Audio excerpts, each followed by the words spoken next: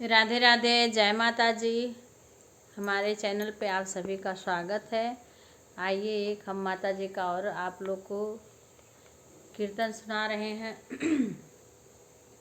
आप लोग को अच्छा लगेगा तो कमेंट द्वारा बताइएगा कि आप लोग को माता जी का ये कीर्तन कैसा लगा। और उमा त्रिपाठी हमारी सारी यूट्यूब फैमिली का स्वागत करती है और एक माता जी का वो हम आप लोग के सामने पेश कर रहे हैं। अगर आप लोग को अच्छा लगेगा तो कमेंट द्वारा बताइएगा कि ये माता जी का कीर्तन आपको कैसा लगा। माता जी का एक छोटा सा कीर्तन सुना रहे हैं। अगर आप लोग को अच्छा लगेगा तो कमेंट द्वारा ज़रूर बताइएगा। जय माता जी।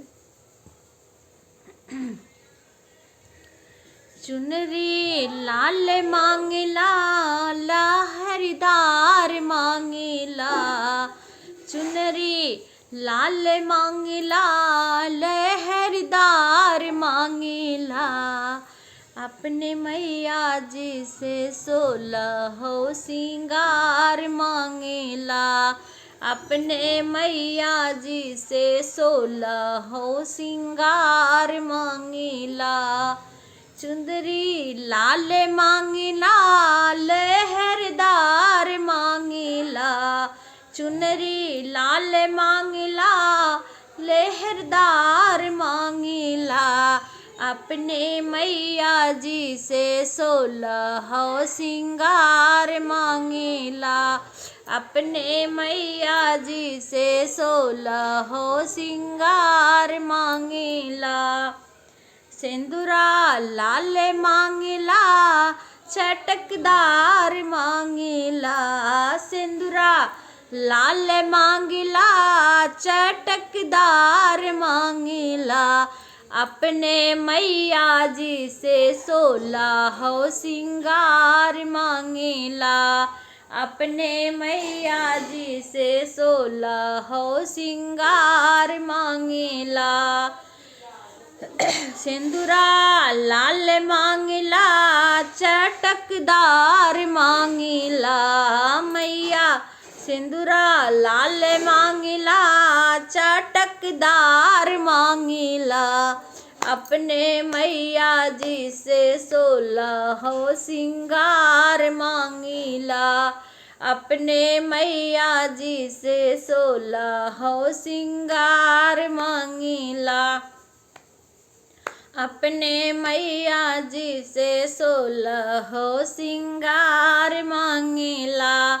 नैहर माँ मांगिला भैया भतीजवा, नैहर माँ मांगी मैया भैया भतीजवा, नैहर माँ मांगी मैया भैया भतीजवा, बाबा के बगियवा मैया, बाबा के बगियवा मैया, खिलाए रखना मैया, लाल मांगिला लहरदार मांगिला, अपने मैया जी से 16 सिंगार मांगिला, अपने मैया जी से 16 सिंगार मांगिला।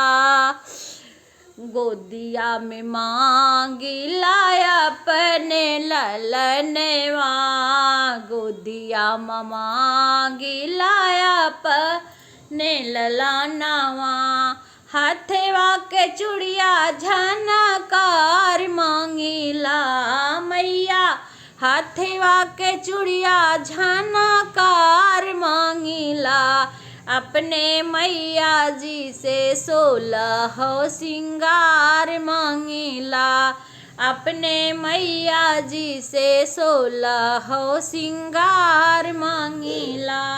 चुंदरी लाल मांगिला लहरदार मांगिला, अपने मैया जी से 16 सिंगार मांगिला।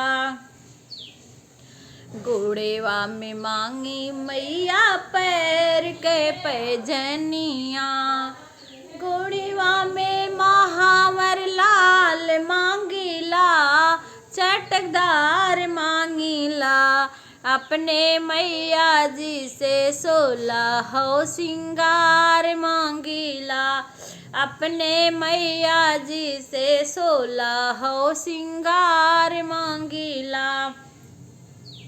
ससुरे में मांगी मैया, ससुरे में मांगी मैया, सुखी परिवार रहे। ससुरे में मांगी मैया, सुखी परिवार रहे। पिया के उमरिया मैया, पिया के उमरिया मैया, बनाए रखना मैया। लाल मांगिला लहरदार मांगीला मैया, लाल मांगीला लहरदार मांगीला हो। अपने मैया जी से 16 सिंगार मांगीला। जय माता।